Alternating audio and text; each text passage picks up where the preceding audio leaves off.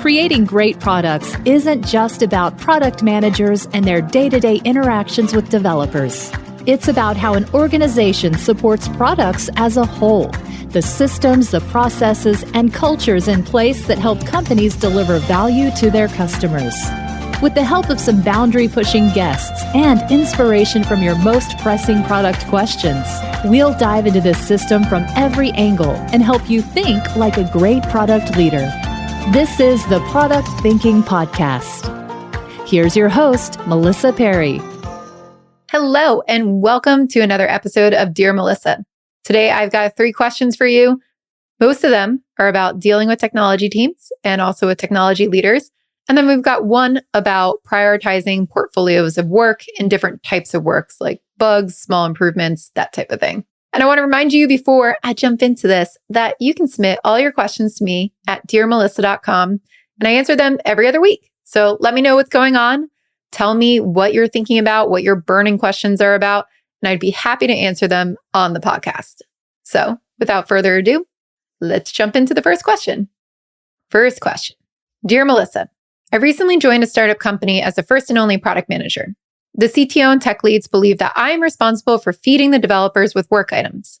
They're often telling me things like, looking at the backlog, I'm afraid that some of the developers won't have anything to do next sprint or the sprints ahead. I'm tasked with plenty of discovery work to do, which takes a lot of time. At the same time, given the early stage of the company, there is no large backlog of tech debt items to be used as fillers for our sprints. Therefore, developers remain with no valuable items to take, and I am pointed to as the guy who doesn't do discovery fast enough, which results in not enough items in the backlog. Therefore, I have 2 questions. What is the best way to communicate that my job is not to feed the developers, but to work on the product strategy by defining the right problems to solve and their solutions so that we can achieve customer and business value? Have you seen such situations in the companies you worked at or consulted? How do they tackle the issues so that product managers can focus on thorough discovery rather than becoming user story factories for the sake of keeping developers busy? Okay, so this is a pretty common misconception in some companies, but there's a back and forth here, right? You do have to supply the developers with work, but that doesn't mean that all comes down to you. The developers need to be thinking through things as well. So I guess my first question for you, since you are a startup and you do need to work on that product strategy, which I totally get, do you have a vision for the product yet? Like, how far along are you? If it's super early days, I understand that there's not really going to be a concrete vision. But if you've got like some momentum, some customers, usually you're getting enough feedback requests, you're doing that discovery work you talked about, you can start to put together a good product vision and product strategy. And that should keep the developers busy for quite some time. So what are you doing to put together that vision or that strategy? I know there's not going to be a huge amount of backlog, but there needs to be that. So I would work with the head of technology in this case and start to talk to them about what you're doing and what you could prioritize for the developers and how you're working on that vision or that strategy so that you can start to break it down and have a lot more work for them to do. In early days, it is hard. If there's not anything to work on, the developers will be kind of like twiddling their thumbs for a little bit because you kind of have to do that scoping. This also begs a question of, do you have too many developers for the stage you're at? If you're trying to keep them busy and you haven't identified, what it is that you should be working on, there might be just a lot of people. But if you don't have that vision and that strategy set, that's what you need to do first. From there as well, the developers should be able to work on a lot of infrastructure tasks and setting up your platform and your backend and all these different things without so much guidance. But in lieu of that, they're probably going to be like, what are we supposed to work on? What are we going to do? So I know you don't have a lot of tech debt to point them towards. If you are a larger company, I would totally say they could be doing tech debt, refactoring. They got usually a lot of work that they're fighting to get prioritized. So let them do that. But in smaller companies, this is telling me there's something else going on. So one, it could be that you just have too many developers for the stage you're at because you're not ready to build something big yet because you haven't done the product strategy work or figured out what needs to go on. 2, you maybe have just not done that product strategy or vision work, but you're big enough where it needs to be done and it needs to be done quickly. So I would encourage you to do the discovery, do it well, but make sure that you're doing it in a timely manner and scoping out and communicating with the developers as much as possible so that they know what's coming. Like, involve your developers in the strategy work so that they can see what's coming up and they can start to make decisions about it. And maybe they'll identify places where they need to get a head start on things. So they could be like, hey, actually, we're going to have to build all this backend stuff in order to do these things that she's actually scoping out and trying to identify right now.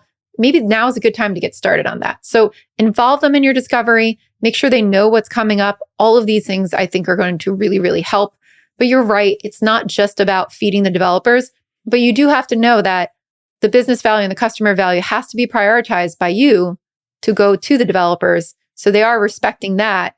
What are you doing to build that bigger vision, right? What are you doing to build the longer term thing? And it doesn't have to be super long term. It could be like a quarter, it could be for the next quarter, we're going to concentrate on this based on the discovery work, right? But just bring that picture together. And I think that will help a lot. All right, next question. Dear Melissa, I'm a new product manager at a small company, and my main concern is the effectiveness of our head of technology and the development team. I work closely with them as a product manager and also product owner and occasionally a QA tester. Our primary challenge is a significant amount of technical debt that needs to be addressed. This complexity requires the attention of more experienced developers, particularly when working on larger projects. The current development team was quickly brought in to handle bugs and urgent issues, but I believe they are no longer capable of meeting project deadlines. We have been experiencing a high turnover rate, which disrupts the continuity of our work. Developers start on stories or projects, but are let go or resign shortly after, forcing them to pick up where they left off. We have been experiencing a high turnover rate, which disrupts the continuity of our work. Developers start on stories or projects, but are let go or resign shortly after, forcing others to pick up where they left off. Unfortunately, the expectations and deadlines remain unchanged. The team makes little effort to learn the systems and relies heavily on discussions with me before starting any user story. As a result, our last large projects exceeded deadlines by 2 to 5 months, and I had to postpone 3 projects to the next quarter. I find myself being blamed for these delays, as if it's my sole responsibility to provide clear acceptance criteria and requirements in the user story. The head of technology often compliments my user stories, but once something goes off track, the blame shifts to me. To clarify, I put a lot of effort into creating detailed documentation, including links, screenshots, mockups, acceptance criteria, and even videos when necessary. Despite these efforts, I continue to be blamed and overruled by the head of technology. This toxic dynamic makes it challenging for me to navigate the situation effectively. What can I do? This sounds bad, frankly. This sounds not great. And it does sound like the head of technology is searching you out to blame. So what I'd say is, how do you make the problems that you're experiencing more transparent using data? Can you start to show things like velocity from the development team, flow? That's a big one I actually would track. Try to track flow and show where the pitfalls are. I had to do this at one company once. We mapped out, we could not figure out why things were not being shipped, right? And what we did is we mapped out how long it took from an idea to get to release. And we broke it down into each step of the way. And we tracked the time on one of those projects to show people where the bottlenecks were. And what happened is we found that it went into a big black hole of design, and it came back like 6 months later. And then we would continue working on it. And then design would come and disrupt it and keep changing it. When we showed that, the leaders got involved and they were like, oh, okay, well, we have to change this process. Let's figure out what's going on with design and let's dive in deeper. So maybe say, I know we've had some really bad delays. I'm proposing that we try something new. Let's try maybe mapping and tracking our flow of work, right? From the time that I have the acceptance criteria mocked up to the time that it takes the developers to start working on it all the way through release, and then try to figure out and identify where the bottlenecks are. If you have that transparency, that helps give you some ammo back to the head of technology, but also to the leaders. That will help you manage up and start to point out that this is not really all your fault. This is a development team fault. Now, also, you don't want to approach this though as like it's a me versus them thing, which is totally what the head of technology is doing to you. And that's not fair, but that's not going to win you any battles to just say, no, it's not me, and like start all these fights. So you have to go to them and figure out how to get them to agree to this, right? So you have to go and say, hey, I think we can work way better as a team member. And I want to make sure that the things that happened with our projects in the past don't happen again. So why don't we do, a retrospective as a team and do this flow modeling and start to track out, what's going on and address it as a team, right? Like be a team player. Don't make this look like an us versus them thing.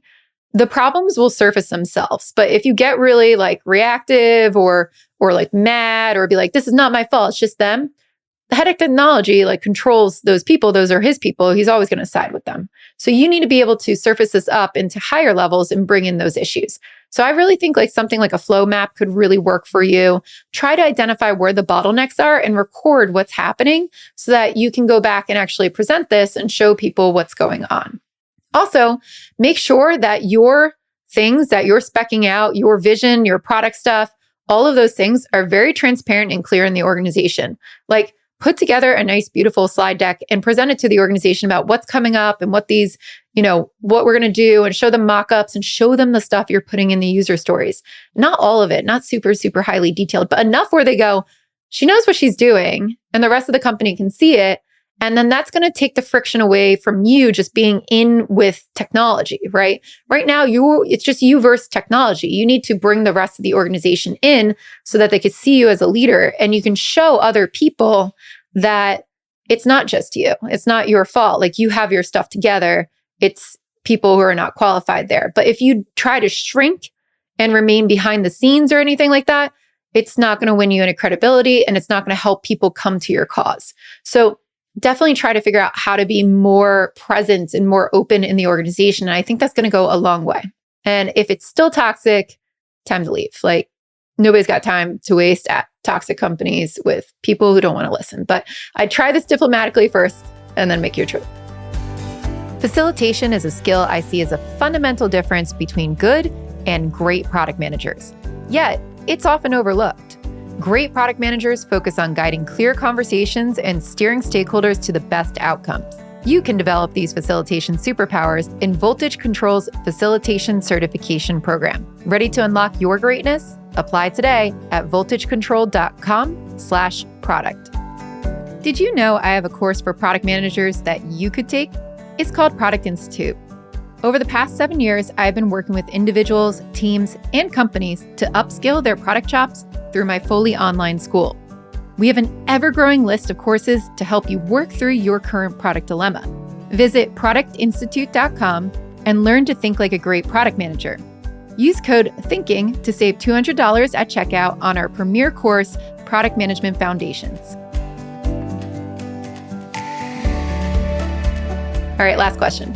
Dear Melissa, my question is how to balance team's effort between the things that are the focus of your current product strategy, bug fixing, and small improvements that are either feedback from our customers or small things the teams want to improve. Ideally, I feel like if we are more focused on the first, we would make the most progress towards our product and business outcome. But doing so, smaller improvements might never get picked. Should we save those small improvements as things the teams can do after they just finished a bug initiative? I think here we need to really look at what the definition of a small improvement is, because sometimes something that is really fast can have a huge impact. So I think you're going to need to quantify all these things back to the metrics that matter and the overarching goals. And that's why these things are really important. And it's important to know what you're trying to do to move the needle. So look at the goal for your product launches, look at what you want to measure from a metric, and then go back and say, how much will these new product things versus these small improvements versus these bug fixes actually contribute back to those goals? And you might have a couple. You might have, a customer satisfaction type thing. You might have a retention type thing. You might have an adoption, any of those, right? But draw back what those mean. And at the end of the day, all of those, what I just said, retention, adoption, all of these things relate back to business metrics. They relate back to business value. Like, retention is a quantifiable thing, how much money we can save. Can you start to break these down into what's going to move the needle for your area of the product and for the business? And then you're going to look at those small improvements and go, hey, you know what? That was fast. So I thought it was small just because of a time thing, but actually it's going to help people. Like, people have been complaining about this little thing forever, and this is going to help our NPS score. We had some issues in some companies I've been in where it was literally like, a drop down or filters or things that they were doing every single day. And the UX interaction was just slightly off. It did not feel like a big thing. But when you change that, right, your customer satisfaction scores would jump. So don't think about little as like a time thing. Think about it as a margin for value improvement. And that's how you prioritize it. So I always advocate for dedicating some time for bug fixes. You definitely need to do that in stability of your platform. But again, that's like a retention metric. So you're going to have to remember that. Now, you want to figure out what that should be in your organization.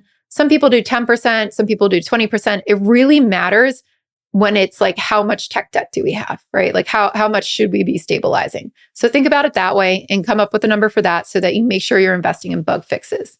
And then I would compare these small improvements, which should be going back to enhance existing features. So that's definitely part of your portfolio, against net new features. And typically there will be a distribution where we do both of those in a portfolio, meaning we'll have people work on both of those. But you want to quantify it so that you can compare apples to apples. So definitely think about what's going to move the needle there, what's the most important metrics, and bring it back so that you can make a comparison. All right, that's it for Dear Melissa this week. If you enjoyed this, please subscribe to our podcast. So let me know what you think. Leave us a review. That would be absolutely amazing. And remember that I am taking your questions every 2 weeks. So go to dearmelissa.com and let me know what you think. I'll see you next Wednesday.